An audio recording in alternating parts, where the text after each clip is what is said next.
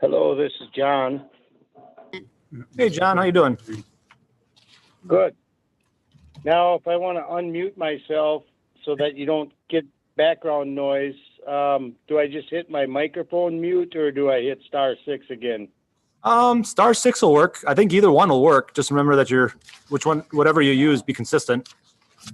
Okay. Yeah, I'm going to use the microphone mute, and then I'll be listening, and that way, when I want to say something, I'll unmute it, I guess. Sounds like a plan.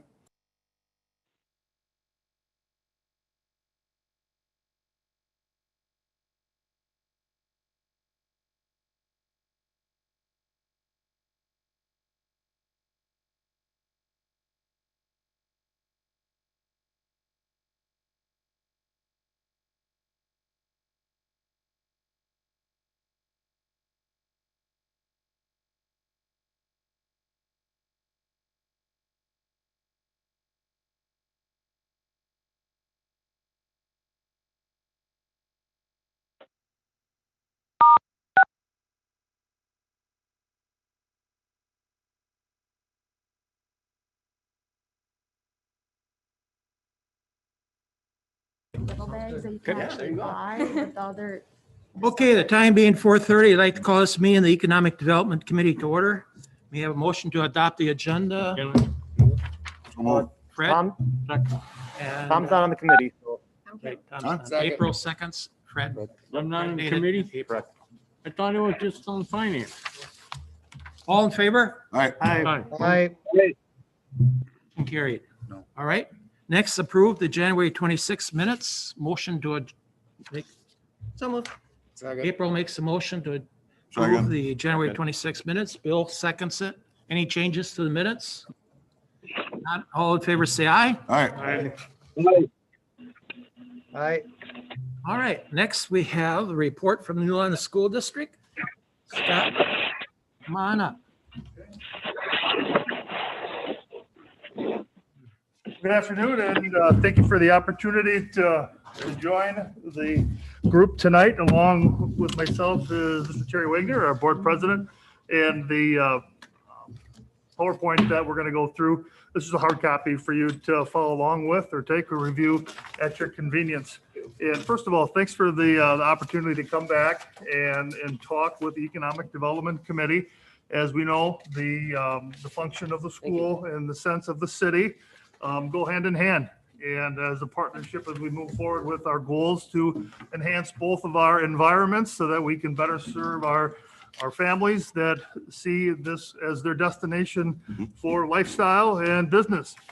So the purpose today is to just give an overview over the past year. In 2018, the school district of New London passed a referendum for $13 million to support improvements within our district. And ultimately give an update as to where we are, noting that it's been a couple years and the district's been very active in addressing improvements throughout. So if we can go to, I think it would be the third referendum development update. Oh, here, you guys bringing it up right now? Yep. And then you can click on as you need it. Perfect. All right. Thanks, Jeff. So since the referendum has been passed, this is the approximate spending that's been completed thus far throughout the district with the noted items that were earmarked and targeted through the evaluation of the current facilities prior to the referendum. I'll let you read through them accordingly. You can see board approval in action, which has taken place in front of the significant expenditures. During that process, as always, the vetting of what would happen, how it would happen, and ultimately the award to the appropriate vendor when recognized to meet the needs of the district. If we focus on the bottom third, you'll notice the activity from February of 2010, 2020, and then through July. That's a significant amount of work which addressed our work at Parkview Elementary. Last year, when I was here with Mr. Wagner, we talked about some of the space additions and the updates in the room remodels and what I'll call some of the creature comforts and climate and control that were going to be addressed at that time, as well as a similar approach down at Reedfield Elementary with significant improvements to the HVAC quality control spaces and modernization of the classrooms within that area. So you'll notice those are the two largest expenditures over this past year. If you've had the opportunity to drive by Parkview Elementary, you'll notice the footprint has expanded, which we are very proud of. And Somerville had just done an outstanding job making the existing building mesh with the new ideas and concepts, which if somebody drove by, they wouldn't hardly know there was an addition to it, how they blended the addition on that southeast corner of the facility, right when the existing structure of that. At the end of our presentation tonight, we've got a video to share with the group, as well as what will be shared within our school community. It was presented to our Board of Ed last night on the visual updates within the building. Any questions on where we have been? We will continue to move forward this next year. In the next few slides, we'll talk about just that. This is approximately 7.5 million of the 13 million that was earmarked, recognized there. One of the other thoughts and initiatives with the referendum passing was to work collaboratively with operational budgets, all right, to continually address upgrades and improvements within our district. Within the last year from our operational budget, these items were also addressed within the various buildings throughout, from flooring to cafeteria seating, district-wide efficiencies, and what that breaks down to our CO2 sensors in large area spaces that bring in the transfer of air so that it's the best it can be for individuals in those spaces, improvement of exhaust fans in buildings and spaces. The track resurfacing is self-explanatory.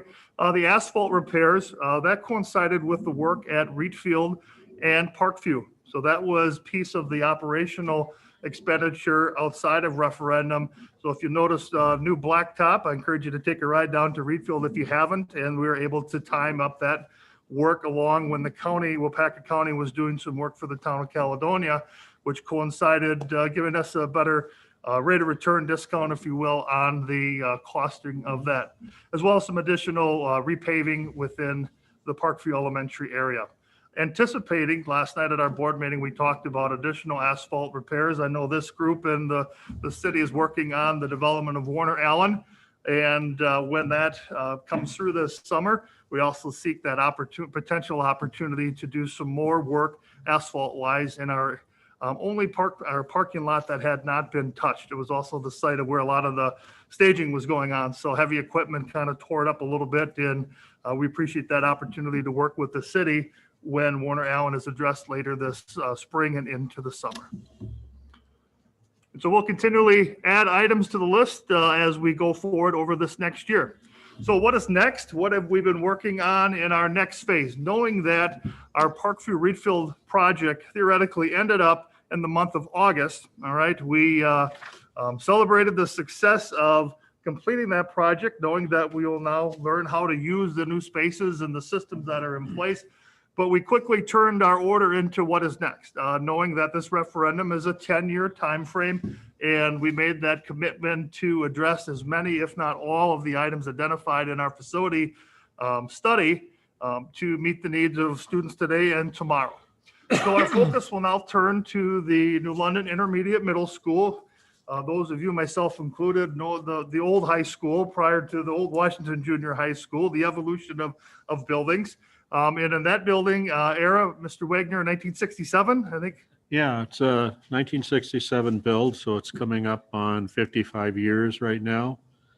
And it's gone through some major conversions. You can imagine taking a high school and turning it into a 5 through 8. So the classes, we had science classes that had dedicated piping that's not required in an 8th grade classroom.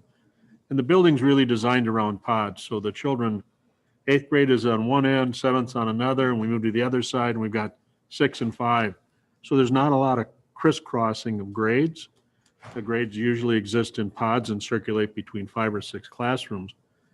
But the building is in need of some updating, particularly in the area of boilers right now. And one of the reasons we're looking at these is they have given us a great return. When we've updated our systems and gone into high efficiency operations, we've usually gained space with the boilers because they're no longer the size of this room.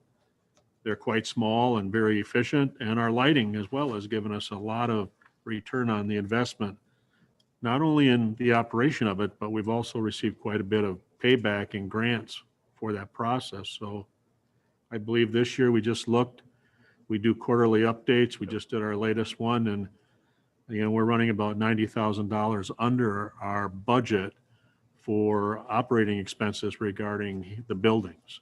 Building efficiencies. Yeah, so they're really solid investments. Absolutely. Additionally to that, the scope of the work that we look to address, as we did at Parkview and at Reed Field, but with a different lens of how instruction is delivered to students.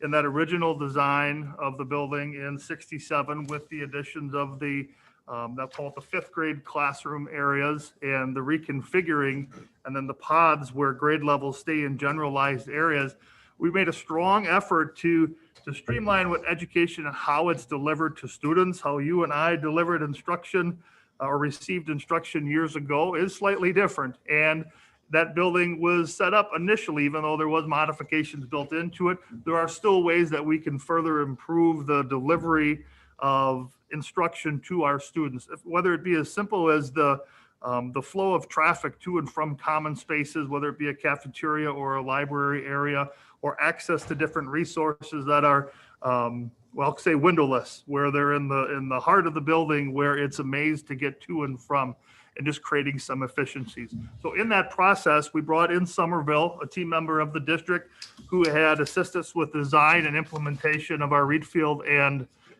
Parkview work. And we put together a timeline of what we would utilize to stage and prepare for potential board approval of a final design. Work began in October, as mentioned, and the scope and sequence of what's currently going on. We feel it's very important that our staff have input as to the look and feel of the building and how they choose, or if they could design what would work best for their students and families and themselves within their learning environment. So we took that time to have Somerville come in and listen to, along with the leadership team in the building, to share their thoughts. Understanding that all of the, say, pie in the sky ideas, we're going to wrap our arms around all of them right now to gather them all. But ultimately, as we start sifting through what is necessary, what is appropriate, and what's within our means, that's our job now to identify as we move on.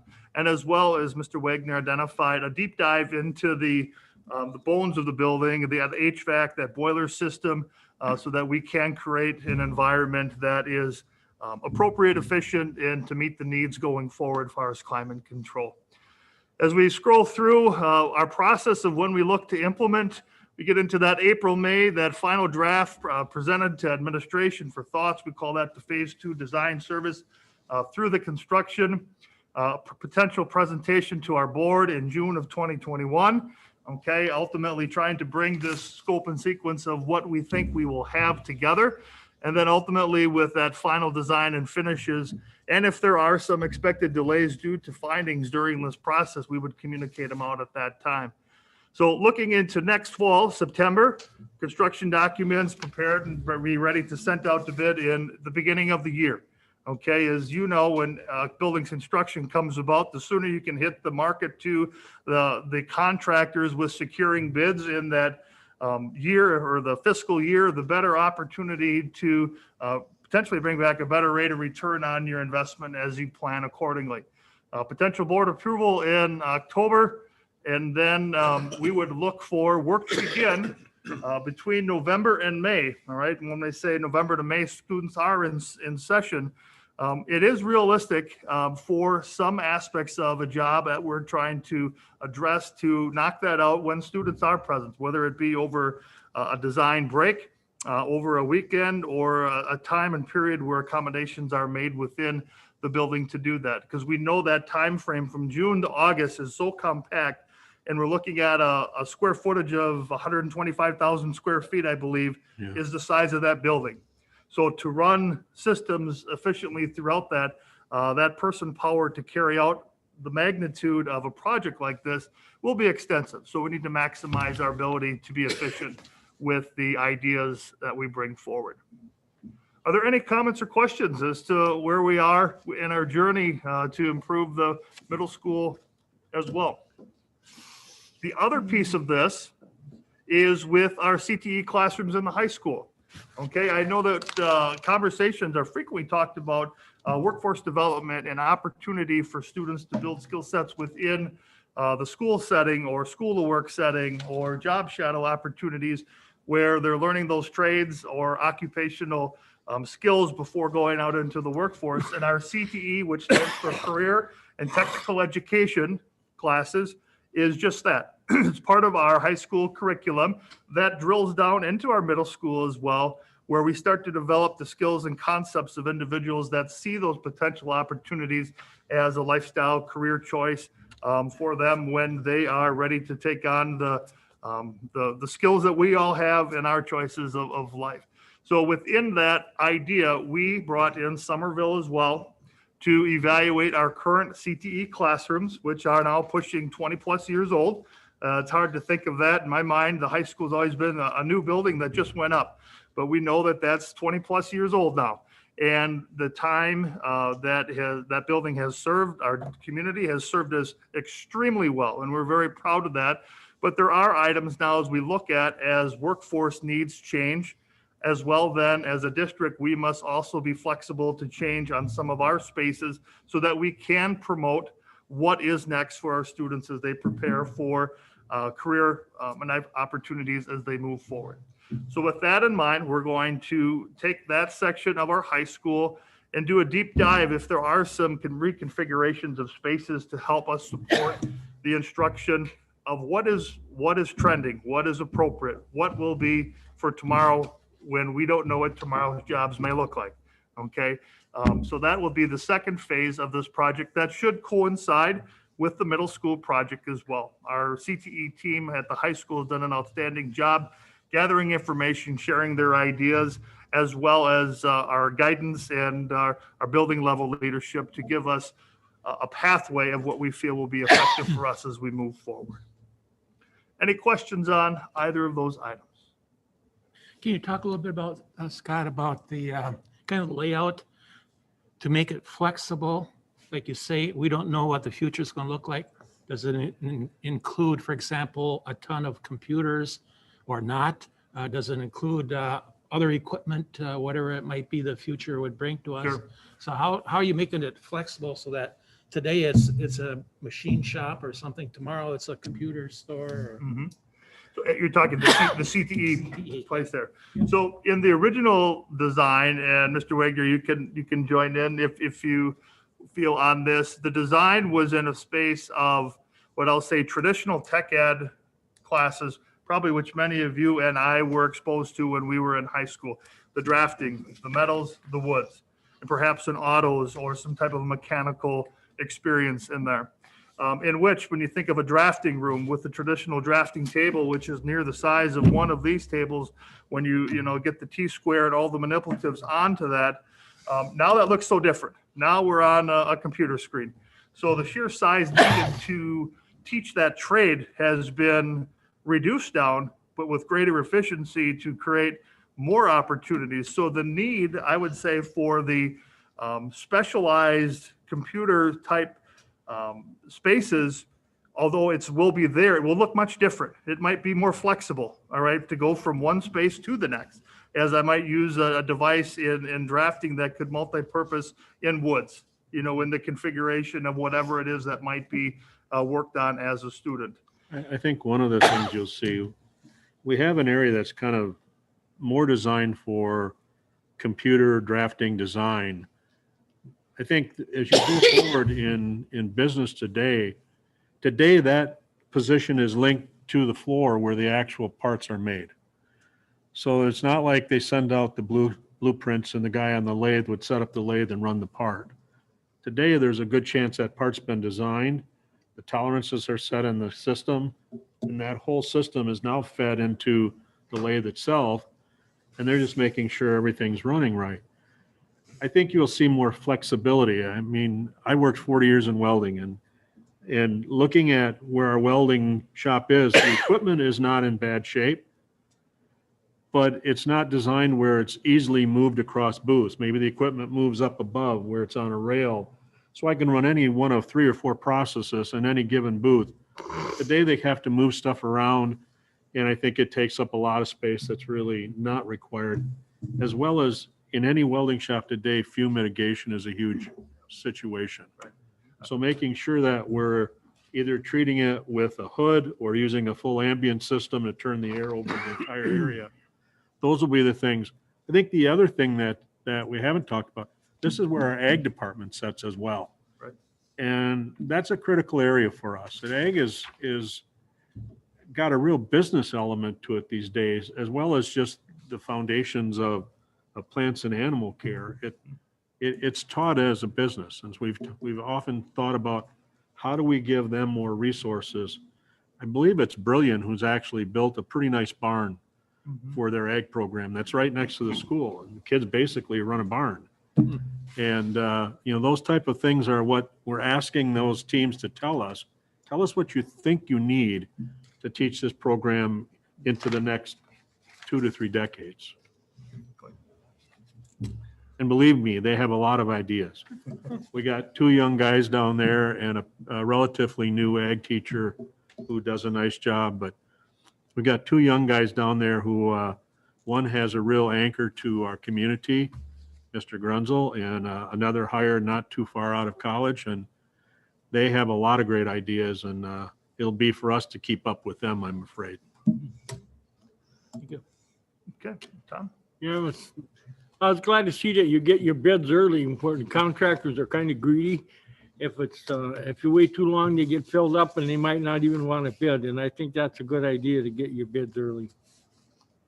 I agree. That's something that the board recognizes as an important tactic, on our strategic planning of when to roll this out. Absolutely. From the work we've done so far, from when we had the bid prior, are the prices coming in better or less advantageous, or are they? Sure. We were pleasantly surprised when what I'll call our major bid packs, when they went out for the Parkford Reedfield job, came in at or slightly under, which allowed us more contingency flexibility to do additional things within that were maybe on the somewhat wish list within those spaces. I have a hesitancy to say that will continue on during this next go around, just looking at the economic change or climate that we're experiencing right now, where and I'll use the housing industry is the one that I would say I'm very familiar with in the sense, but I see the same news stories you do, that the cost to build a home is 20 to 25% more right now, just based on materials, workforce availability. I would anticipate that may trend through the same commercial part of what we're doing. I think another thing that helped us in the bid process was, I can't say enough about how Somerville has worked with us. We did a pretty extensive selection process to land on them. One of the reasons we picked them was they're very well equipped to understand systems that run buildings, and they do a very thorough job of testing those systems to make sure they're meeting the demand. And that's really important. We don't have that resources on house, but also they structure the bid where we're getting, this is the basement and that's good. Here's a better and here's a best. So we were able to get bids that had flexibility in them and allowed us to pick and choose some of the places we wanted to be best and some of the places we just had to be good. So that was also very helpful in making sure our bids came in at the point we needed them to. I'd say hats off to you guys who are all involved and the teams that you have doing that. That's quite the feat. It's a collaborative effort, that's for sure. It's not one person. Okay. We're going to change gears. Anyone here of COVID-19? What's that? What's that, huh? Multiple Okay. times. There we go. Multiple times. Well, hopefully won't bring send the hat off on anyone's opinion or thoughts and feelings. But I think it's important to share as well, agree or disagree or indifferent in between, the challenges that not just our community, but our education as a whole. And as we all know, we've definitely all navigated coming up on a year in the sense of an education pathway since the pandemic had started. I believe that was March 13th when the order was called to close the physical presence within schools for instruction, where we had to go on to a virtual mode, if you will, to meet the needs of our students. So pressing that forward a year, I will be the first to tell you it's been a journey. And the journey comes along with peaks and valleys in between, and with the support and strength of those close and far to maintain our district in good standing as we move forward.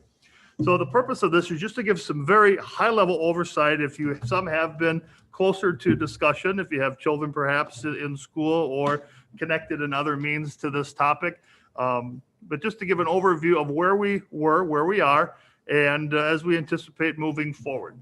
So our intent when we planned for the start of this year was to be able to ensure, to the very best of our ability, student opportunity, and to try to meet our mission statement to foster success for all students. And with that was our plan as we got together a planning team, a re-entry team, which established guidelines and multiple phases to enter back into the building. And if I had to, that top bullet, look at just a few generalized ideas of what we were about when we brought students and families and staff back into the buildings and spaces, was just an increase of health monitoring to ensure that individuals were in good health upon entering. Building procedures that were known and appropriate within our means so that people knew what to do and what to expect. And then our ultimate challenge is the cohort classrooms and cohort students, meaning combining them in groups of individuals or classrooms where we could do our best to ensure that the safest possible environment could be put forward for the known facts that we have at that time. And then as well, it looks a little different in student groupings, meaning that groupings of students, whether it be in the intermediate, middle school, or the high school, would find themselves in spaces where it would limit, okay, not completely reduce or eliminate, but it would limit the exposure of potential somebody that may have had COVID.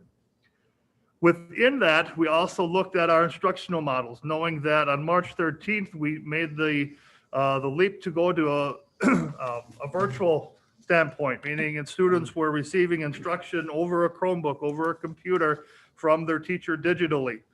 Some students had more success than others. Families had the burden of not having internet connections within their generalized space of their home. The district supported connectivity to its best of ability with offering hotspots to improve that connectivity so students could connect throughout. And that still continues to be a challenge, not only within sections of our district, but spaces within the county, where I think really open all of our eyes, as to that resource and how we rely on that ability to connect for whatever the means are, just as we are tonight, for instruction and being able to carry on business, if you will. So face-to-face instruction, we knew that we were going to start the school year on September 1st with face-to-face instruction in that traditional format. If needed, we would move to what we called an AB cohort model, and that was targeted more so at the grades 6 through 12, where you would have half of the campus on school or at school 2 days a week, and then you would flip-flop with the other half, thus ultimately limiting the number of individuals. So if a classroom of 24 would be 12. So those social distances, those parameters that were recommended for implementation that would allow us to sustain that and have a better opportunity of getting through the day without having someone being exposed or quarantined to be sent home. And then the virtual piece, what I mentioned. And then the last was an all virtual instruction model that was given as a choice to our families within our school district. And that was a choice to go virtual the whole year, regardless. I'm choosing to go virtual instruction. We dedicated a team of highly qualified professionals within our elementary, middle school, and high school to meet the needs of our students and families. And if there's a group of individuals and families that have probably saw the least disturbance of instructional differences, it would be that group. They started in all virtual and they've continued the entire time. Okay. And they felt that was their best opportunity to find success. And overwhelmingly, that has been a successful process as we look back as to our delivery. That's been about 10 to 15% of our school population has opted into that particular area. And it's an area I think we need to continue to grow in and offer. Virtual learning is the fastest learning model in the United States. I shared an example last night at the board meeting. A year or so ago, we joined a group called RVA, which is Rural Virtual School Association, and it's headquartered out of Medford, but it serves several districts. This year, they brought in 400 more students than they did the year before and hired 50 more teachers. Next year, we know their plans already. They're planning 1,000 more students and 100 more teachers. I don't know of any school district that's growing that fast. And then this is a choice that families have made for any number of reasons. It could be because of a medical condition. It could be just the way a child learns. Some people choose not to send their children to school because there's bullying issues. And they say, my child blossoms when they're working this way. They struggle when they're at school. So it gives a lot of flexibility to the systems. And it's something all of us, I think, as school districts have to figure out how we offer this option effectively. And that keeps our populations intact. So it's an interesting process, but it's a challenging process. The family has to be prepared to assume a little broader role for sure. Absolutely. So glad to hear you say that, talk about that. I teach in an accounting class. I have 30 students in my class for Lakeland University. And 5 years ago, I've been in a classroom with 30 faces in front of me. Today, 2 of them are in Japan. I have them scattered all over the United States. I got one in California, and so forth. The majority of them are down in Madison, Milwaukee. And I'm teaching up here out of 612 West North Water. Yeah. So I think this is the trend. I don't see the university going back to the old days. I think we're going to continue a lot of this in the future. I think our ability to be flexible is the key. In my personal opinion, and this is Scott Black, District Administrator, hat off, and Terry knows my opinion on this as well. Had several discussions. All right.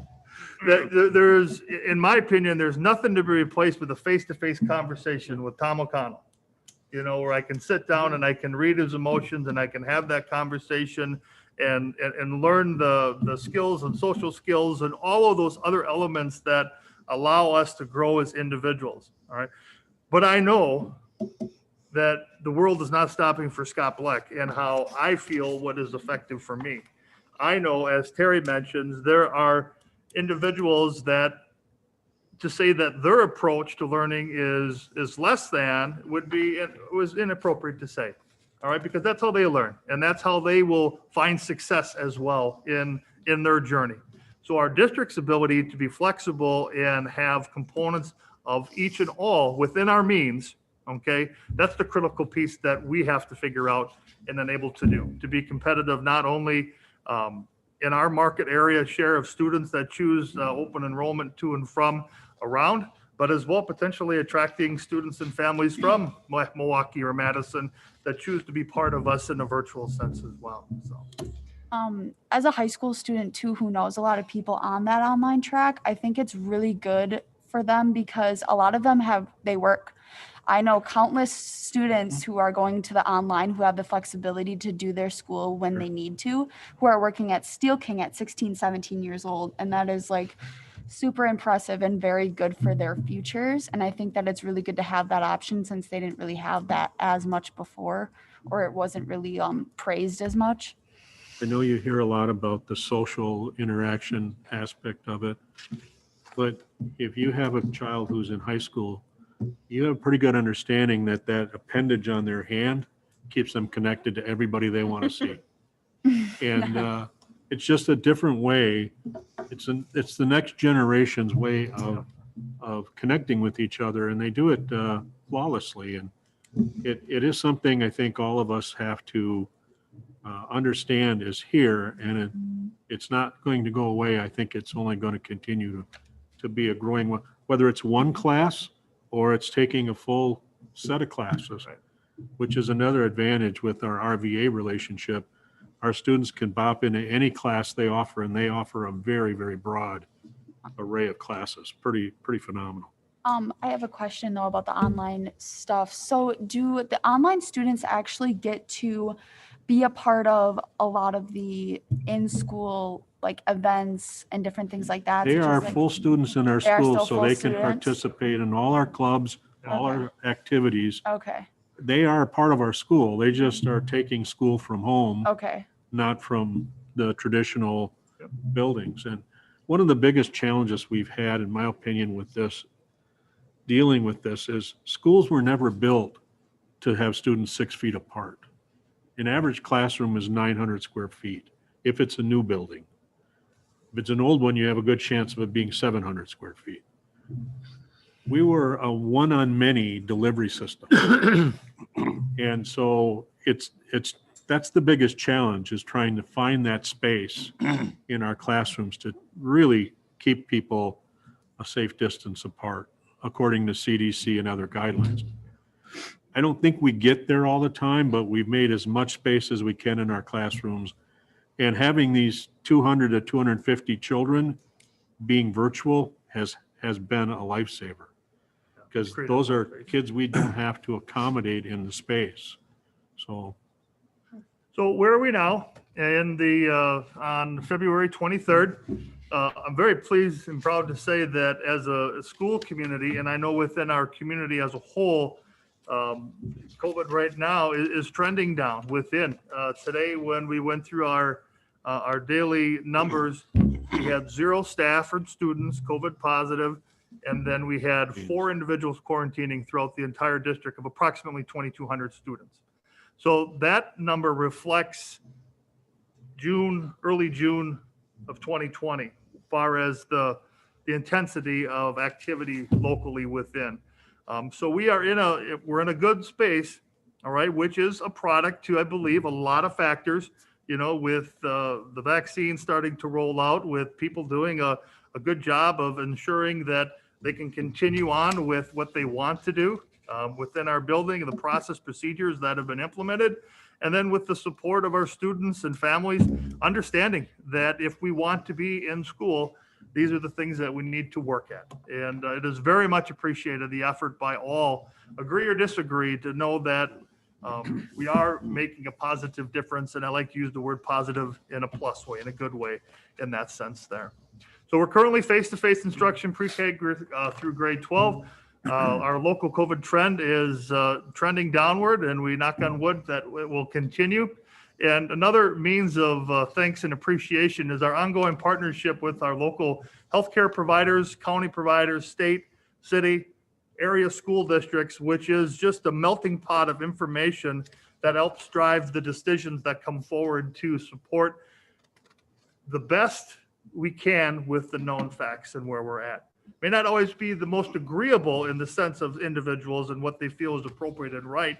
But as we look at the responsibility of leadership, you look at risk and responsibility, and serving the whole as the focus of our organization and within our community, and then making those decisions based off that. So this is just an overview, and I'm pleasantly surprised it showed up very nice on the screen here. I thought it might be a little small. But this is a reflection of 9/1 September, when we started the school year until this week.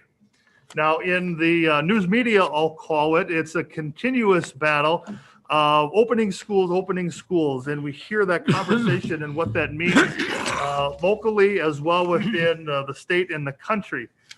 I am so proud of our community that, first of all, we have been open, okay, since September 1. Our instructional models has been much more consistent than many, not only within the state of Wisconsin, but certainly in the United States, with our face-to-face. If you'll notice on the left-hand side, that's pre-K grade through grade 5.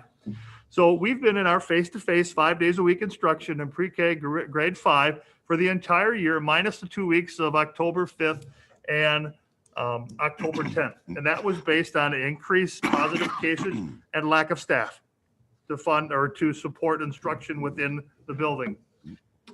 Mirroring that over onto the other side, that extended to the high school, middle school as well, where we went all virtual for the 2-week period as well. High school or grades 6 through 12, they had 4 weeks of that digital virtual learning, okay? And then as numbers started to come back, and then we looked at ways that we can be most efficient, create the best spacing parameters, we went with our AB cohort, as I had shared earlier, where half of the students were on campus one day, the other half the next. And we found success being able to mitigate through our processes with that, alongside as our elementary students being able to sustain that 5-day-a-week process.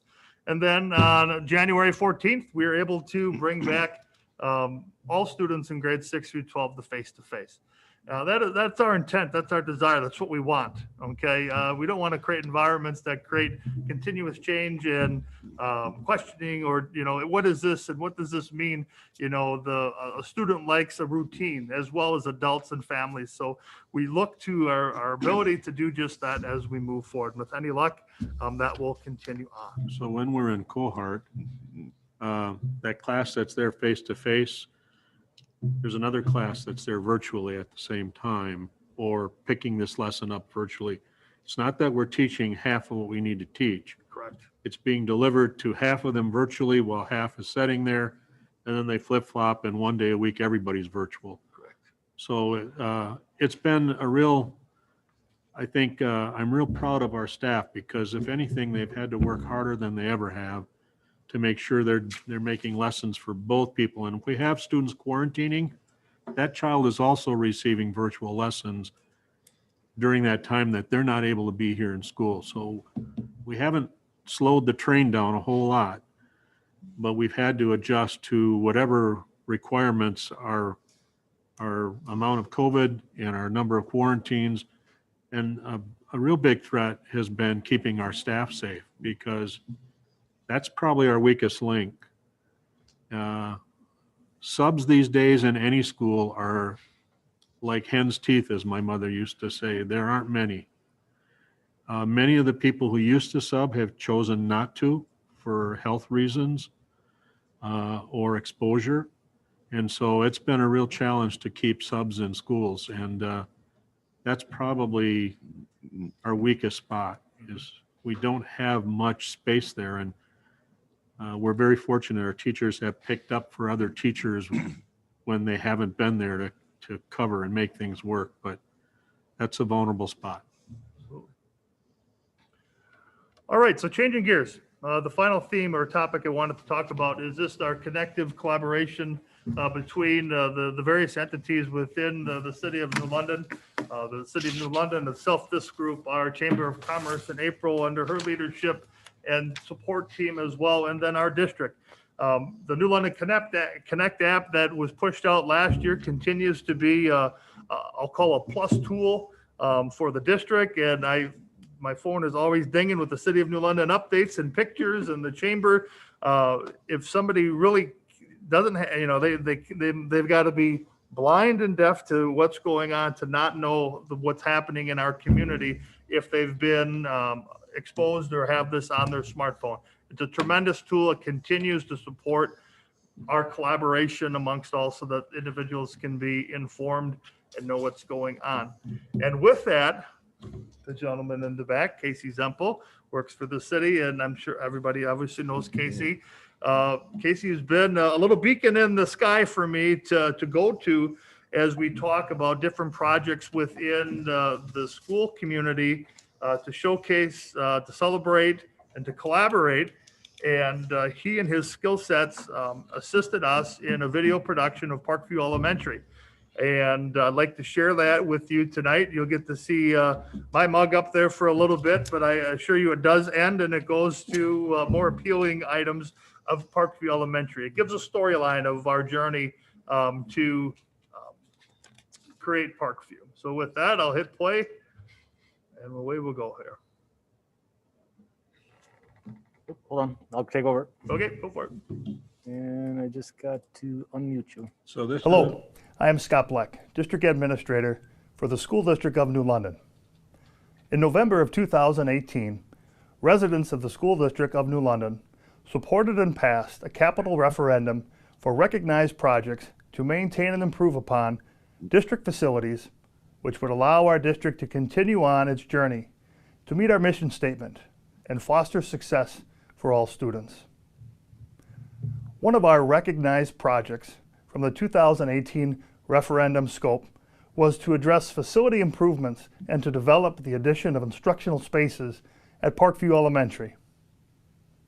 Originally built in 1969, with additions in 1990 and 2009, Parkview Elementary has served thousands of children and families throughout the years.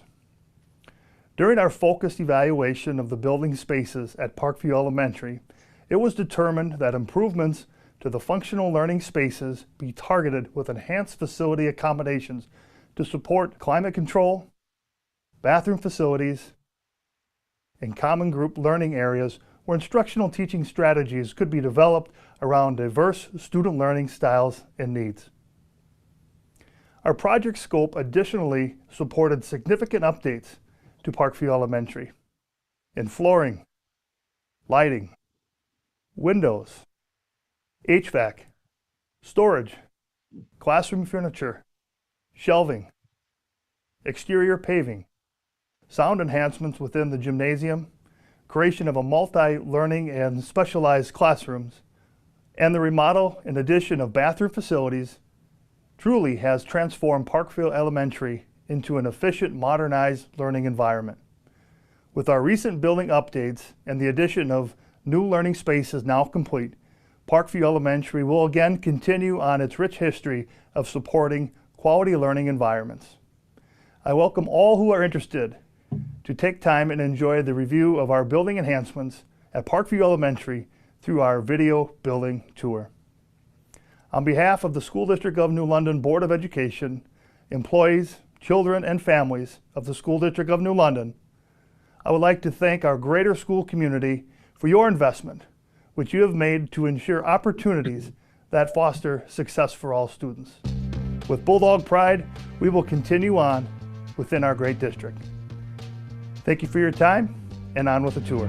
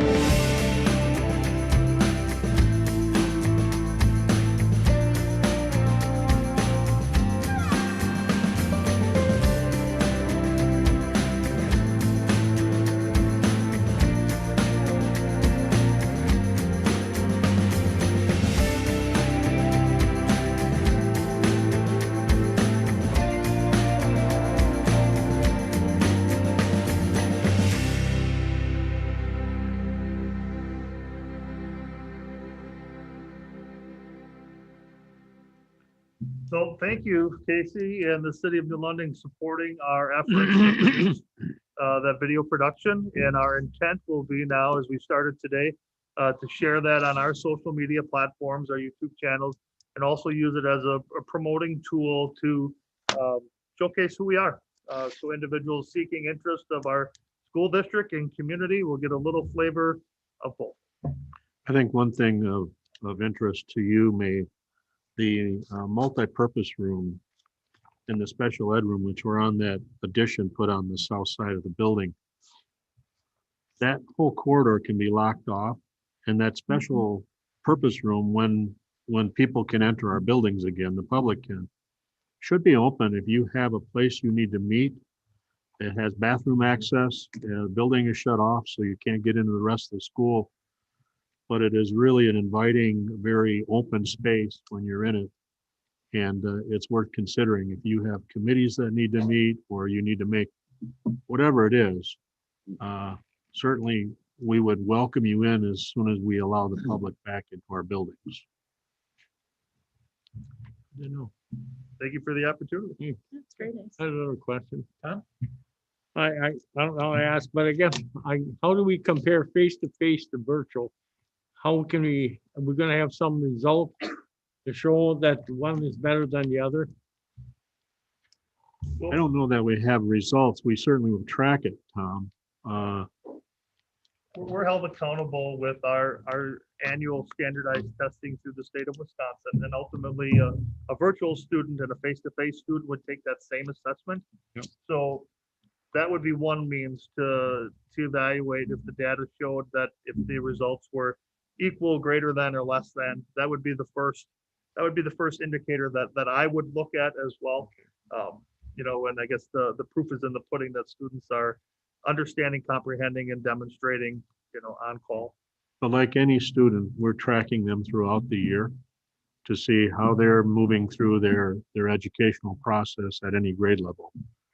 So it's an ongoing thing. I don't know that we spent a lot of time, although we just did a review of where we were in the learning curve about a month ago to say, have we slid behind? Are we in a really different spot than we were when we were all face to face? Generally speaking, we haven't. We've had a few areas that were a little lower, but they seem to be back on the rise now. So all of us are learning in a brand new environment. Thank you. One more question, Scott. COVID vaccinations for the instructors, for the teachers. Will that be done? Has a schedule been set up already? Will be done at Sure. the school? So weekly, I have conversations with Calumet, Winnebago, Outagamie, and Wapaka County. And within each jurisdiction, they're staging and planning to help facilitate that process. March 1st is the date where it is targeted, perhaps a little before, after, depending on availability of the vaccine. Conversation with Judd Wolt, our County Department of Health officer, sees that as a realistic goal and or around March 1st. And his plan, district-wide would be or county-wide, would be to bring a mobile force to the schools and implement a vaccination process on campus for staff that choose to accept the vaccination. And that'll be choice, on an individual's end. But they see the ability and resources to bring that to our district buildings. We would just have to coordinate the process along with them. So, There was an article today that indicated the county was expecting, I believe, a 15% boost in their vaccination volumes in terms of having access to the vaccine. And they're looking at starting to Scott's point 1B, which is where the educators are starting that process March 1. And so that will be, I think, a real help to us to keep our teachers safe. so far as the county's capacity, we've got a large county with 7 different school districts within. Mr. Wolf felt that if the resource, the vaccination, was readily available, he could have all of the school stakeholders within the various districts done within 1 week. So the ability to turn it over or flip it could happen if the resource is there within. So that'll be the driver. Do you guys have like the numbers of how many people are at school during the A cohort and the B cohort? Like how many people are there per? We're roughly 300 something at the high school. Mhm. At the middle school, I'd say that probably is somewhere around A little bit more. 'cause the fifth 200, grade was there, 250. yeah. Because I, it's only 3 of our classes of the Yeah. 4. The K-5, which is the area that most people say is the most critical for this face-to-face. And these are children that aren't of an age they could stay home alone anyway. So those children have been face-to-face 92% of the time since our school started.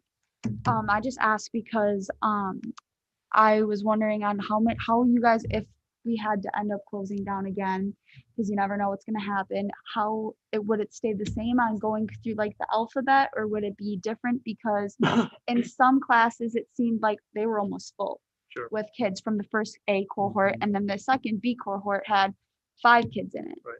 Based on the spacing that we needed to take for like those precautions, would it be different like the second time around if it had to be, or would it not? You know, it's input like that that helps us make better decisions as we go forward for just that. Yeah, splitting the alphabet, you know, in half doesn't ensure, you know, a class size of the appropriate size all the time. So, no, point taken. That will definitely help us going forward. The other thing that I know we've looked at and implemented is it's hard to do welding remotely. So we've opened up our trade programs to where they can be there, I believe, Scott, 5 days a week in their classes, those classes. And then we've made space for them in the building. If that's not their cohort day to be there, there's space for them to literally work virtually in the building and still be able to get to their hands-on classes. So we haven't seen probably as much advantage taking of that as we thought we probably would, but See, it helps those kids that do you want to think go that direction. maybe if we put more of a word out about it, that it Yeah. would be more of taken advantage of, because I didn't know anything about that, and I'm wondering if maybe a lot of the students aren't aware. Well, I think that the kids that are in those classes have been given that knowledge from their instructors that you can be here. And I don't know where we're placing them when they're not there, Yeah. but The there are other library, places in different the places building. with that. So Again, another focused effort to really, you know, press that message out there. we continue to learn. How is it that you decide which classes are more deserving of being able to have that opportunity of all the kids being there at the same time, like the hands-on classes? Sure. Because like a choir class, for example, Absolutely. is something that Yeah. if you consider it would need the entire group, Mhm. but how do you make that decision? You know, it's a learning curve. It's a request, you know, your feedback telling us, Mr. Spindler's feedback saying an opportunity to gather all, an opportunity. That's what drives that decision, you know, within. I don't think there's an exact formula to determine what that would look like. It's trying to have students to retain as much track of where they would be if they had been there, but understanding that flexibility may not be the same in every room. Our first foray into this was you can't learn to weld remotely. You have to physically handle the equipment, learn how to set it up, learn how to use it. Similar with woods, those were the classes that we've opened up at this point for that opportunity, but we keep learning. Yep. And kind of going on with like Elena's point too, do we think that like we could possibly make it more of an opportunity to, say for a choir class, for example, to come up with certain days maybe where they could come in, whether it be a Saturday, based on like us students vote on the interest of, maybe they could come in and use a bigger space on that weekend instead of just the choir room. Maybe they could have their class based on the students' interest in the commons, or maybe in the gym, or depending on like that, so they can still get that face-to-face if they needed it. I think that's all within our means to coordinate. Absolutely. Just effectively communicate out, maintain the safe environment. So appreciate the suggestions. Okay, very good. Well, I'd like to thank All right, thank you. Mr. Black, Mr. Yep. Wagner. Thank you both. Very nice presentation. Thank you. know mom and dad long time. All right, next item on the agenda, discussion of economic development, social media marketing plan. Chad? Yep, and Casey's actually gonna come up. Scott, I'm gonna have you guys switch because you're gonna have to drive the computer thing too. Thank you. But just to kind of give it a little recap of what we're doing here. As you recall, we contracted out in the past, the city contracted out in the past for several years, just social media marketing to try to market the city for certain aspects. The committee did agree at the end of last year to allow that private contract to expire because we have great talent in-house now with Casey Zemple to create content and then get that content out there. So what we've done, we want to get our head wrapped around what we're going to do, how we're going to market, what content are we going to, put out there to promote the city. And once we started the conversation, we found there's lots of different aspects of what we're going to go with, how we're going to move forward with this. So Casey's been doing a really good job of creating cool content that you guys have probably all seen. And we're going to start off with, we did a little test of what we could do online with paid advertisements. And I don't know if you guys have all seen what we've dubbed the TED video. Ted Christian was a great candidate for us that took Casey fishing. And I don't know if you learned anything on that, but he took Casey fishing and then did a really cool video. And what Casey did was, first of all, just put it out on Facebook to kind of get a reaction to it. And then what we did was we took that money that we were spending for advertisements and we just did a test. And I said, Casey, let's throw $50 at it and see what happens. So Casey, I'm gonna let you drive right here. Yeah. I guess first of all, show the video. And actually, before you go there, I'm gonna share the screen so people can see it. So I'm gonna grab the mouse. Oh, okay. 1 second. So our online people can see. Yeah, I was really going out to just get B-roll footage of people fishing to kind of highlight our natural resources here in New London. And Ted just started spouting off about his love of fishing. I'm like, okay, I'm gonna roll on this, man. And content works like that organically sometimes. You just got to kind of let it roll and roll with it. I didn't really intend on creating a video that day, but he had some good things to say. Do I have control? Oh yeah. And actually, Casey, I got to do one thing. If you Okay. wouldn't mind. All right. I forgot. I got to share the. I've never shared a mouse with somebody before. All right, That's go ahead. different. Go ahead. Okay.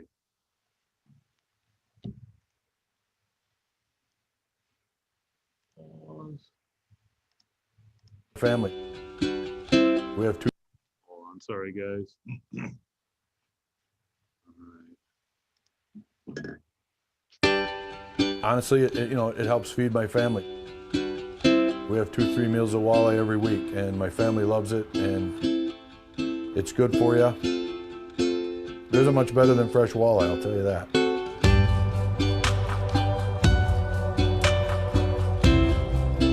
Fishing, to me, it's honestly, I get to spend time with my buddies. When I get a chance to fish with my kids, it's super cool. I wish I had way more time with that. Now they're grown up, and we had some great times when they were young, teaching them how to fish and taking them out in the boat and throwing a night crawler in the water and catching who knows what and who cares what, just so they had a fish on the end of the hook. Those memories, they'll remember it the rest of their lives, and I have that memory when my dad took me out when I was young too.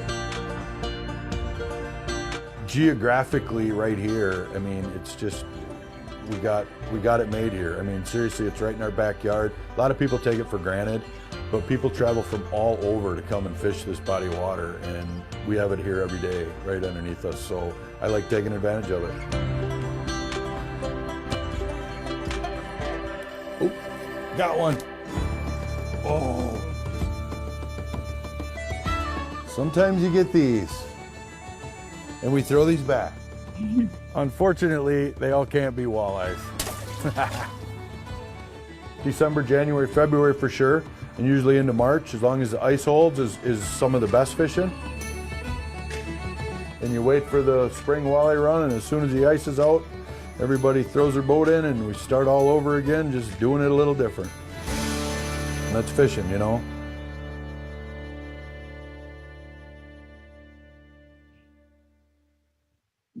So now what we did when we posted that, and I'm going to talk about a couple of things as far as like organic reach and paid reach or boosted reach. When you initially release a video like that on Facebook and you're not paying anything for people to see it, you're not paying for eyeballs, it's considered organic. And one of the things that we did to give this segment, because we want this to be an ongoing segment, Wolf River Reflections, highlighting people that use the Wolf River either in a unique way or in just a standard way that we all use it, fishing, boating, kayaking, that sort of a thing. We asked people to nominate somebody else after seeing that who does just that. And we got a ton of responses, enough to probably keep me busy for the next 3 years. It's pretty incredible, from the kids biking with their wagons and stuff like that to what was the guy's name that built little tip-ups?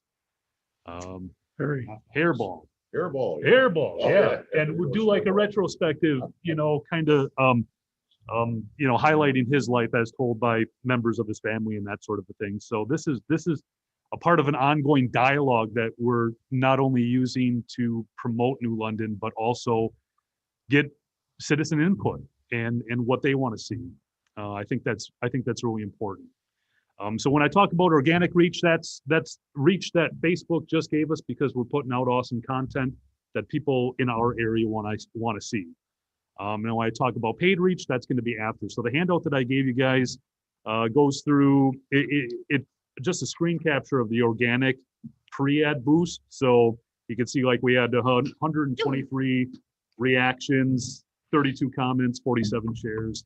And then after that paid reach, it pretty much doubled everything, almost doubled our shares, gained an additional 11 comments. Now, the goal of this was not to get people to necessarily respond. It was visibility. People will make up their own minds seeing a video like that. And one of the things that we use when we talk about organic reach and just putting it out there is who's watching it. Well, thanks to Facebook and its sophisticated algorithms and insights, it tells you exactly who's watching it, how long they're watching it, in some cases, what other content they're watching. And based off of that free organic reach, we are able to say, okay, let's target those individuals now within a specific geographical zone. In this case, 30 miles. And it ended up giving us really, really good results. And that it's something to be said about content that people actually want to watch versus content that you're just kind of trying to force down their throat. And this is just an example of some of the content that we're going to be coming out with. And we ran it on Facebook. We also put it on Instagram. We're not on TikTok yet, girls. Sorry. I know there's some issues we've got to go through because that's a mobile-based thing. We have a social media policy where everything that we do, we have to kind of keep on like a hard drive. And because it's not a PC-based program, it's very difficult. And we're trying to work our way around that. So stay tuned there, I guess. But if you're on Instagram, you might have seen it. It resulted in 519 people following the link to go to our website to learn more about New London, which is awesome, which is a success. We also targeted men specifically because based off of the feedback that we got during the organic reach, that's who was watching it. There were females, but we decided to target men. I think it was like 18 to 55 because our number one demo was men 35 to 44 or something like that. So we tried to target a wider breadth of that population. And 30 miles goes out quite a ways to the western edge of Green Bay, almost all of Appleton, over to just short of Point. We're trying to get the people in the area that might be encouraged to come here and catch one of our delicious walleyes themselves. And hopefully spend money at our gas stations and our restaurants and local eateries and that sort of a thing. So we kind of came up with a plan moving forward here, and we're going to kind of require your input as well, because we broke this down, again, moving forward into a couple of different categories. And now some of these videos might fall into more than one, and that we feel is probably what we want to lean towards more. Things that cover not only tourism, but also local quality of life, which is one of our categories as well. So we broke it down into tourism, attracting non-residents to visit New London, and promoting natural resource opportunities and larger local events, 500 plus in attendance. That would be just like Irish Fest. We would be targeting people with in this tourism category within a 30 to 45 mile radius based on its content and based on the season and events. Scott, I'm glad you stuck around because the next category might involve you. City services, educating the public on the services provided to them within a 12-mile radius. So this would be more like the leaf and brush pickup, the pool video, city special events, park and rec programs, library programs, and museum programs. We put question marks after the school because a video like the one that you just saw might only be speaking to specific parents whose kids go to Parkview, right?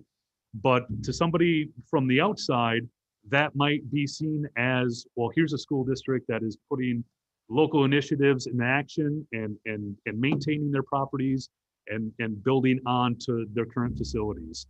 And that could be seen as a positive in the eyes of somebody who maybe doesn't know where they want their kid to go to school next year.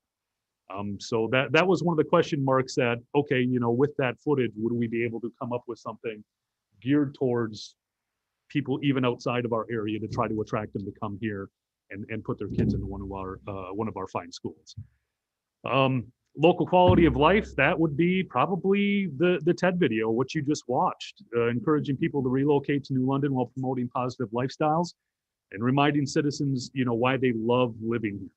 So it's kind of a dual action thing, citizen relocation and retention, keeping citizens in New London happy by reminding them what they all have here. I think that's pretty important.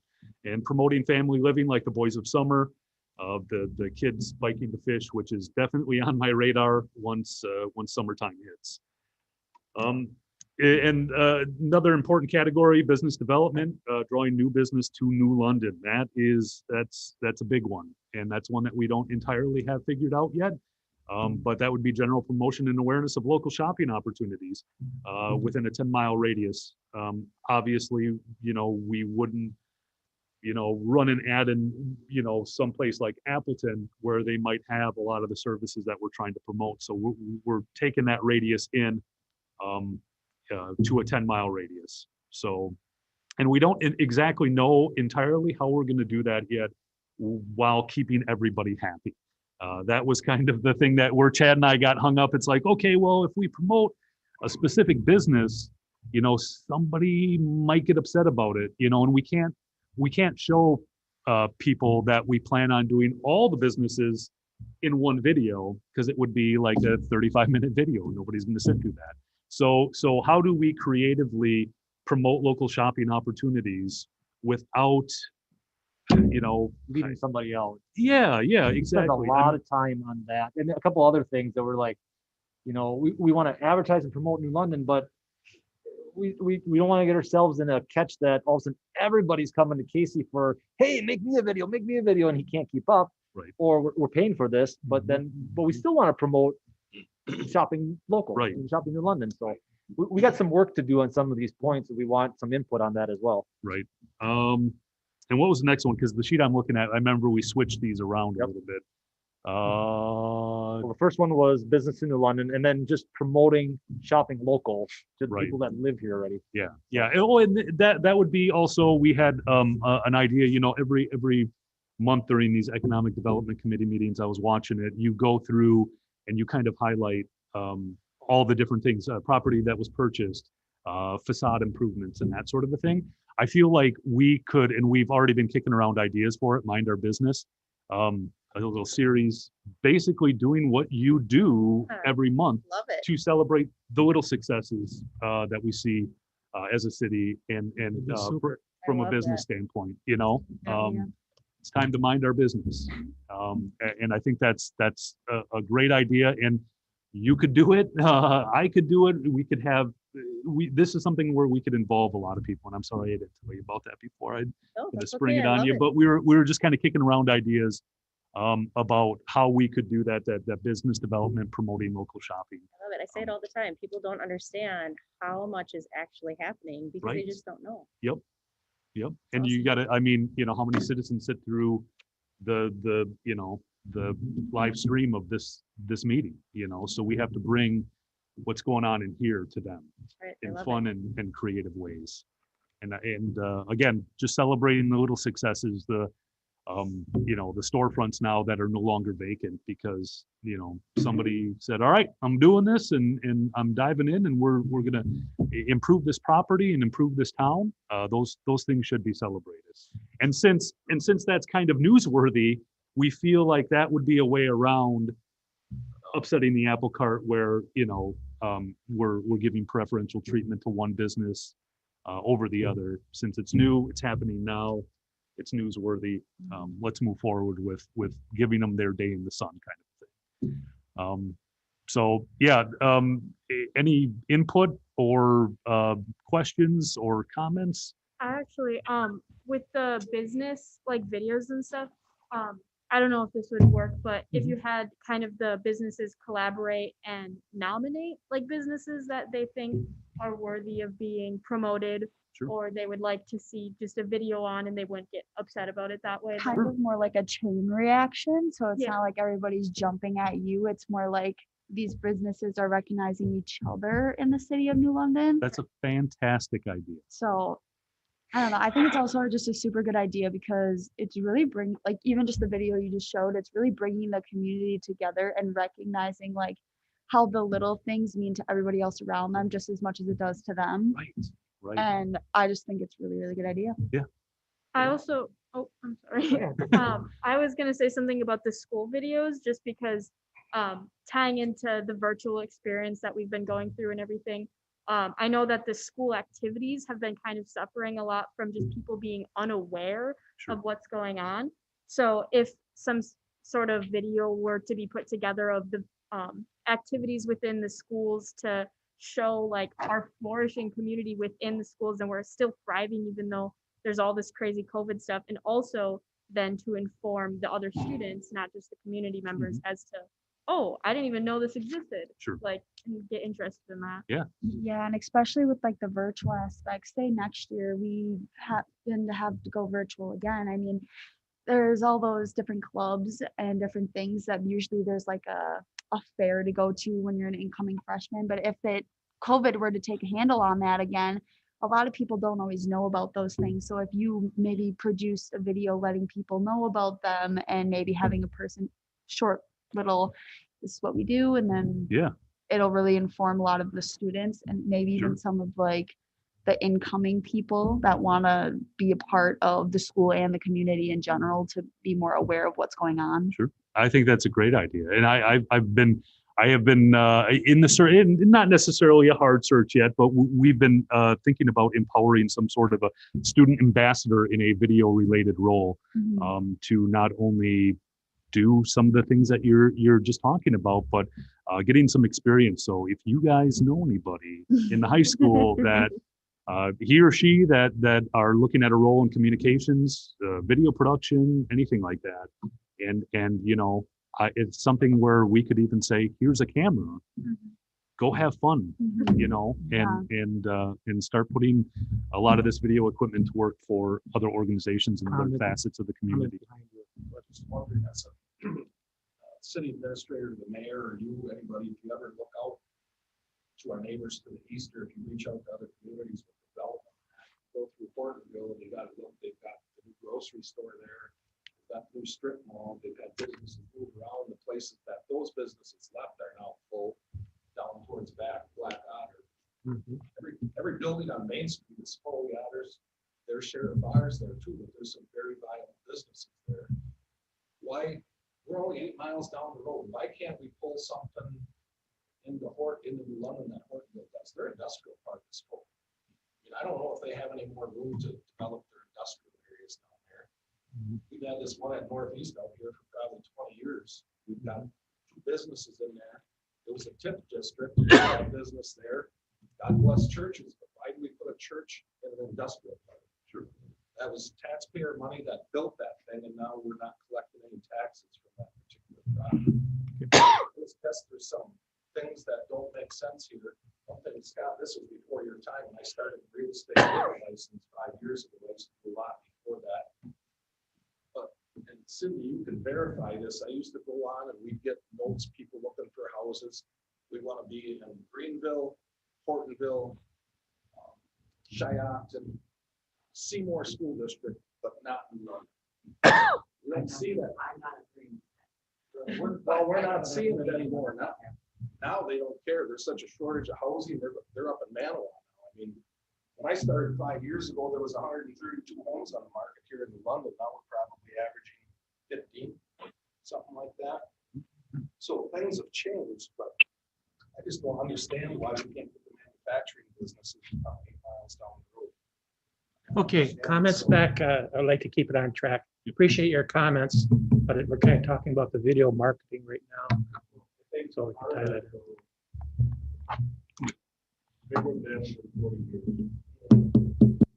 16 miles. Hortonville grew and grew. After we kept expanding, grand shoots there, then it went out beyond. When I look at this, you get businesses when you get families. You don't have families, who the hell wants to come here? You can't support your local businesses without families residing. I don't know how to solve the housing issue. I don't have that answer. But you do talk the market. We are 20 minutes to an airport taking. We're 20 minutes to the largest mall north of Milwaukee. We don't have the traffic congestion that they have. When the 4-lane goes through, we'll have even less. And to me, for us as a district, it's fine to have tourists come. They don't fill our schools. They don't fill our houses. They don't fill our businesses. And I think if there's a point to the spear, it's how do you tell people that we're the best little hidden secret west of Apple? You're 20 miles away, you can be 30 minutes, you're at a national performing arts center. You have all of these resources, but you can come here and live in a quiet community that has what you need and not deal with traffic. And at some point there will be challenges to the population in the valley and what happened. You never heard of shooting before. Now you hear of 1, 2, 3 a year. We have not, and I would say all of us, haven't particularly focused on marketing what we offer. Oh, we've got the best baseball diamond north of Milwaukee Stadium setting up. We have a lot. We just have to figure out how to present it to the people that we want to move here or move closer to. You said, I don't know the real estate, how we solve that issue. I think in a nutshell. Related to what's being presented, sure. I understand you're talking about video promotions. However, all of what I said needs to be incorporated. Sure, understood. Fishing opportunity, I mean, what are we going to support? One bait shop? Gas stations? Sure. It's a great thing to try and get people to come here to live too, but. Well, I think that's part of the point, to try to promote all the aspects of why the quality of life in New London is attractive. So I mean, there's different aspects, and not one aspect is attractable to everyone. Right. You know, so I think pushing these videos or pushing this content and advertising the show, like Terry was talking about, why are we a gem? Why do we want to come live here? So this could be one aspect of trying to show people why we're that gem. I would say people sell people, and visual marketing is huge. People have a point of, hey, I'll listen for 2-3 minutes. I'm not listening. They don't take the time for that. They don't read a lot of time. It's a visual marketing world. So how do you, where you're going, I think is the right direction. How do you build a plan to deliver that? And first figure out what you want to deliver. Where we are with Casey right now, that's what we are in the development stages of doing. By learning, doing this is the first one that he's done to figure out the tracking, the history, and who we want to promote and who we're looking at grabbing. This is going to eventually follow into broader aspects and more different avenues, just like getting into the industrial park and showing what's available. And once we figure out how we can market that, who wants to come here? We don't know who we want to grab right now. Just going out there and throwing up a billboard, we don't know who we're trying to reach. This is going to allow us to do that. And there isn't one video that is going to sum it all up. You know, I think the more businesses you can get online helps us as well. Right. I go to Trinity. We've had a Facebook page now for approximately a year. It's grown enormously.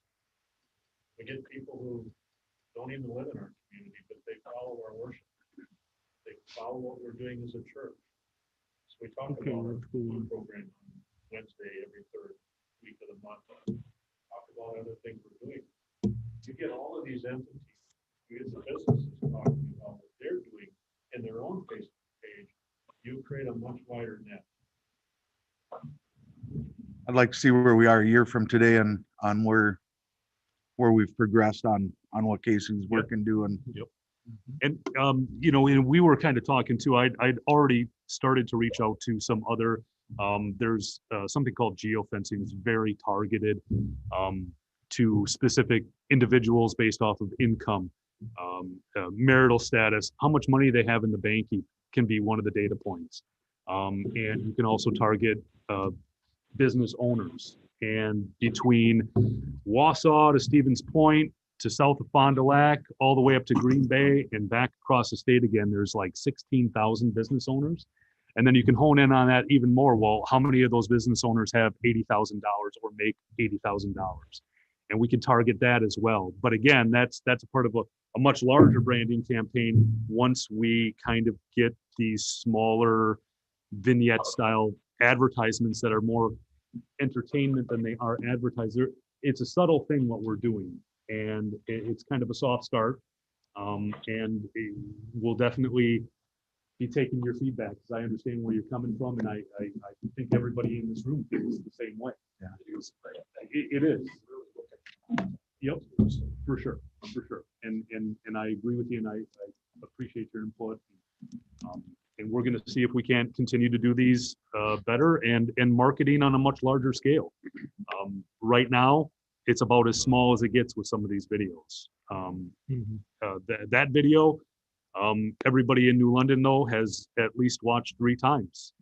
So that's pretty, you know, it's got I think over 18,000 views. So if you're a citizen in New London, you either saw it or you're hopefully one of the people in a 30-mile radius who has seen it, and hopefully it's got a lasting impact. And more of what we do moving on will hopefully have that same impact on those individuals. And I think to his point, I mean, when Casey and I was talking about it, we wanted to make sure we hit different topics like the tourism, the city service, the quality of life. We didn't want to just make sure we're focusing on one aspect. We wanted to make sure we thought about what are the different areas we can target. So, you know, we want to make sure we're, you know, drawing our businesses to the industrial park or, you know, shopping local, but also the quality of life to try to get, you know, people to come live here and stuff. So this is a work in progress by far. I mean, there's a lot of details of this, and that's why it says draft up on top. To make sure that we're promoting New London, we're not excluding anybody. We don't get ourselves caught in a situation where we're, you know, starting to advertise for a group and all of a sudden we've got, you know, some church picnic that wants Casey to spend 5 hours making a video. I don't know if we can get to that point, but you know, we just want to start forming that content. You know, in these conversations, I mean, you know, that right there was incredibly valuable feedback, and that can help give us even more direction in where we want to focus on. You know, for it's dire for some people. You know, it's definitely up here where fishing is down here kind of a thing, and that's important for us to hear and learn from and figure out what we can all do to kind of change that. And some of the best ideas will come from people in this room. So I got to bail out. I'll be back on one of these meetings probably, but I got another meeting I'm late for already. So. Thank you, Sure. sir. Thank you. I did want to mention from a tourism, well, sorry, Mike, I didn't mean to cut you off. I just wanted to mention from a tourism aspect. For the first time ever, we did the drive-through parade for the holiday parade. And it wasn't perfect by any means. There were a lot of things behind the scenes that were a struggle. It was a learning curve, but Casey, that video you made, that parade looked so beautiful. And I had people reaching out from all over the state commenting on how awesome that parade appeared And on the that's, video. that's one of those quality of life things. Right. There's a lot of towns that didn't have the luxury of having a parade this year. And we kind of banded together as a community and did it You could safely. see it. Yes. You could, You could see that, it. Right, exactly. And I think people want to be a part of that community. So again, the advertising tactics that we are using are not in your face sofa salesman tactics, buy. They're very subtle. There is nothing I think that'll turn somebody off quicker than when they realize they're being sold on something.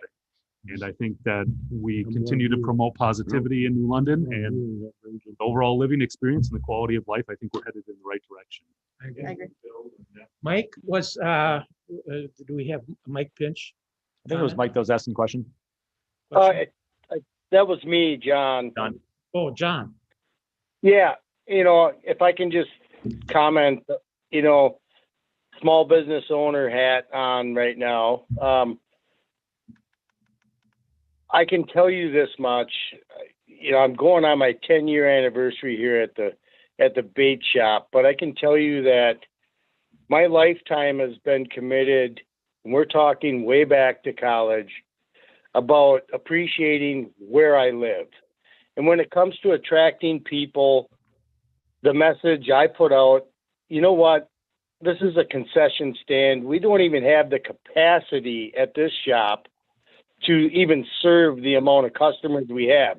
The last thing I really want to do is put it out there anytime to really draw people into my shop, because I barely can keep up with the people that are coming because so many other shops have closed down in the area. What I want is responsible. The people that I want to attract to New London are people that are like-minded like me. They want to enjoy the resources we have responsibly. I don't want a crap show out there.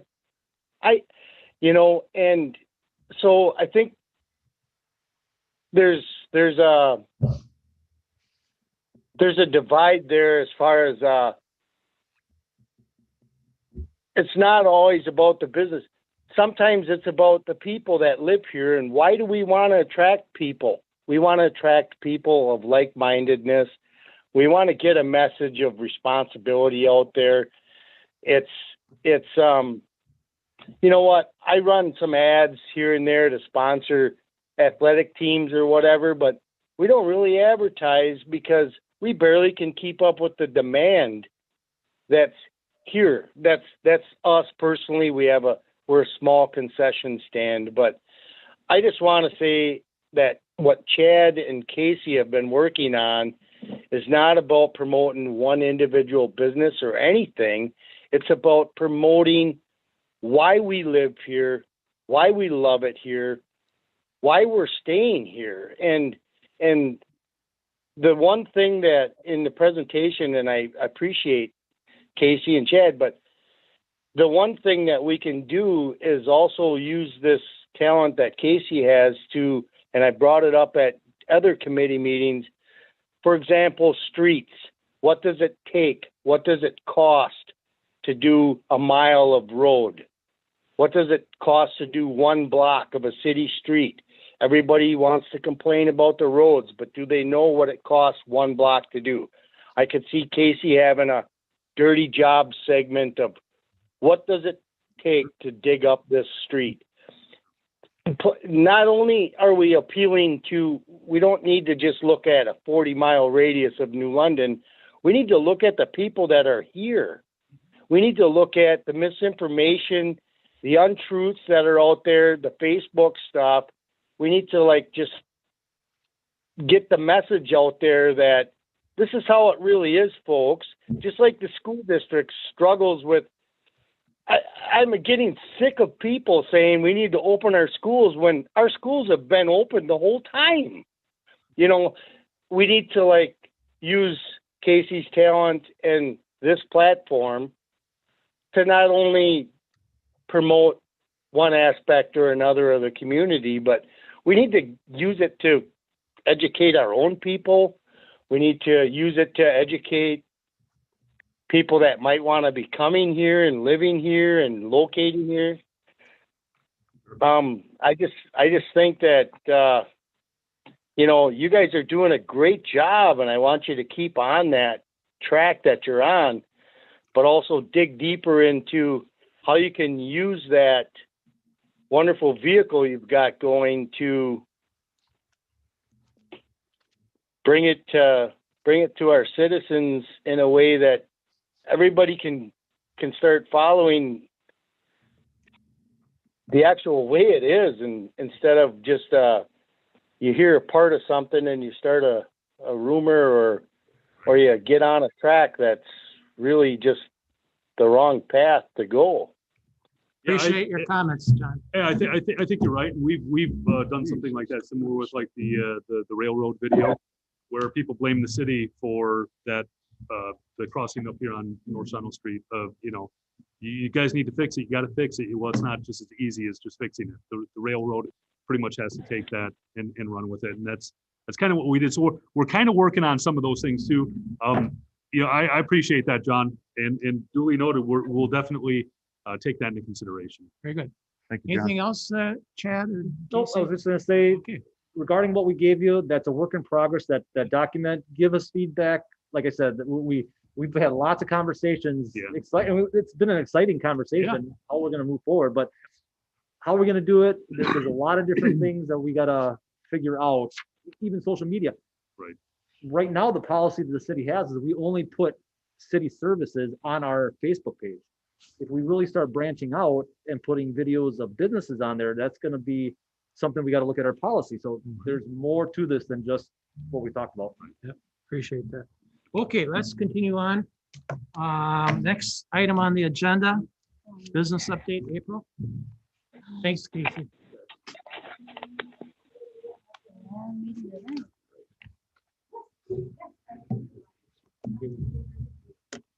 Everybody has one of those. That's a book that is written annually by the chamber. We work with the New London Press Star. We're very proud of it. It goes out to all the businesses and the new residents that come to town, and then the chamber sends it out to surrounding chambers, so that gets circulated throughout Wisconsin to help promote New London and encourage people to visit our city. So as far as a business update, not as much going on as last month. The first update, I wanted the committee to know that I'm working with new commercial owners at 504 West North Water Street. That is the building that the Wolf River lawyers were at. They moved in with Marauders. Those new owners are local, and they will hopefully have a new office that's fully furnished and ready to lease soon. I just wanted to note as well, when I started the revitalization committee in 2018, we had 9 vacancies on North Water Street, and we currently have 2 right now. So that is exciting to see. The second is a renovation or a remodel. I met with Brian Nichols. He's the new store manager at Walmart. They're going to be remodeling the inside of their store, updating their floor plans. That's going to take place, looks like right after Memorial Day. It's a 9-week project. And then look forward to a grand opening in late July that hopefully we'll be doing a ribbon cutting with the chamber. The next is a new business. We have a new salon that's going to be opening at 1721 Hillshire Drive. That's located over by Tri-County Overhead Door. It's a new salon called Alicia Laney's Salon. It'll be opening next Monday, March 1st. So look forward to that. I reported on this last month, but I want to let you guys know the Ultimate Sports Complex that's located at 865 Surprise Ending Road. That's the former Elevate Archery. They are now open for business. So that's a facility that has baseball, wrestling, youth sports, and CrossFit. So Bob and Jerry reported today that they are open for business. And then the next is also new business, new owners. I reported to the committee late last year that the barn on Pearl Street, 309 South Pearl Street closed. There is a new owner in there, and he is calling that place the Cruise Inn, and he's going to do a soft opening the first couple weeks of March, and they will be open with bands on St. Patty's Day weekend. Is that another bar then? That's a bar. That's a bar. Yep, the Cruise Inn is a bar. That's all I got. Okay, very good. I got one question to that. You commented that downtown has 2 vacancies. So on North Water Street, when I started the revitalization, we had 9 vacancies, and that was really our focus area, our targeted area where we really wanted to start to fill those vacancies. And now I'm happy to report that 504 West North Water Street and 219 West North Water Street are the only 2 vacancies, and I'm working with both of those owners to see if we can get those leased out as soon as possible. Awesome. Thank you. That's amazing. Hey, April, Yes. do you have any data as to vacancies on Pearl Street? I do at the office that I can send you. Just curious. Nothing that I have off the top of my head. Thanks. Any other questions for April? Okay, thanks, April. Chad? Just really quick, we all know that we've been working with Midwest Properties on their plans for developing in the Northeast Industrial Park. Happy to report, those of you who aren't on the council, that the developers agreement was blessed by the council. Most recently, I'm working with them to get that all executed at the next planning commission meeting on Thursday. We are reviewing the CSM for that property and also their site plan. So things are moving forward with that project, which is good. And then the downtown riverfront property, I've begun conversation with SCS on the riverfront property. They presented an offer of purchase for that, so we're looking at that. We've also looked at tweaking their site plan a little bit because they had some stuff that was on the existing roadways and the right-of-ways for utilities. We had to shift that, so we've been kind of talking about that. We're digging to find the old demo information that when the site was demoed, to give that to them so they can kind of get some more information, maybe to know what's underground for concrete. You know, I don't know if anybody has a great idea for that. So hopefully with the demo plan that we had, we can find that. But we're just working the process on those fronts moving forward. That's it. Very good. Any questions for Chad? All right, next item on the agenda, review potential agenda items for future meetings. We have a good list there to look at. Does anybody have any additional items that maybe should be added? Are we going to be talking about the social media idea and stuff again in the near future, or is that going to be more of brought up when there's a more further action? Oh, I think that's a great question. You want me to kind of bring it back? I mean, When is the, I'm sorry, I didn't mean to cut you off. When is the contract with Mr. Zeinart up with the city? Those videos, when is that contract up? that was December 31st. Was it? Okay, so we're no So longer in we a are on our contract own with right that now. marketing business. Okay. Yep. So maybe chew on that a little bit, what we just talked about. And if you got information and input, bring that back to me. And if there's something more substantial, we can kind of bring it back for next meeting. Okay. I'm talking, and especially with the school district with Scott and you guys, I mean, whatever you guys want to think about, you know, teaming up for promotions. I know Casey's going to be working on with like the 4K to, you know, the whole progression. He's got a video kind of plan with that, which is really going to be kind of cool as well. So give me your input. I guess we'll kind of go from there. But yeah, I think that's going to be another conversation as we go down the road. You want me to just like email you if I had more? Just Dave, email me. I was hoping to bring a representative from Habitat for Humanity to come in and talk about the Rock the Block Oh, project that's good. happening Yes, yes. fall, maybe somewhere in the summer, which is right around the corner, but She's actually coming to the planning commission on Thursday as well. So Amy? yep, Okay, awesome. Sarah. Sarah, okay, Sarah, yeah. good. Any other suggestions? And I'll just throw it out there. I want to start working. You guys all know I'm crazy busy with everything going on in the office and transition of plans, but I do want to start working on the 2021 economic development goals. So if you guys have input on that, send that to me as well, so we can start developing those goals moving forward, knowing that, you know, the talent we have with Casey and what we want to do with everything moving forward. Sounds good. All right, public input? Anybody? This is John again. I'd just like to circle back on one thing. I would like to really thank April for her monthly business updates. They have been a blessing to this committee, and April does a very good job with our chamber, and the business updates are sometimes the most informative thing. I'd like to thank Scott and Terry for coming to the meeting. I know it's very difficult for me to be remote right now, but one of the things she brought up, then I'm gonna circle back in closing to the discussion we had with Casey about the videos.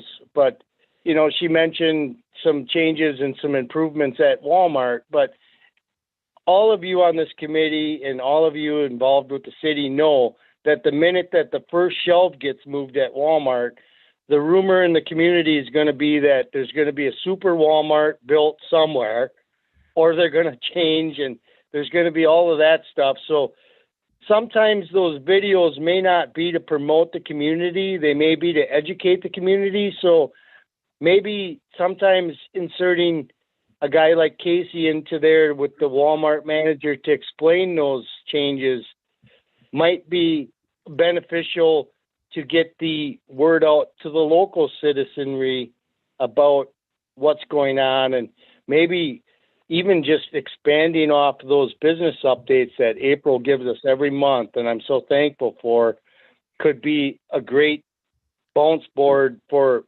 ideas of that social media campaign, so that everybody's on the same page of the progress that's going on, but yet, we're all on the same factual page.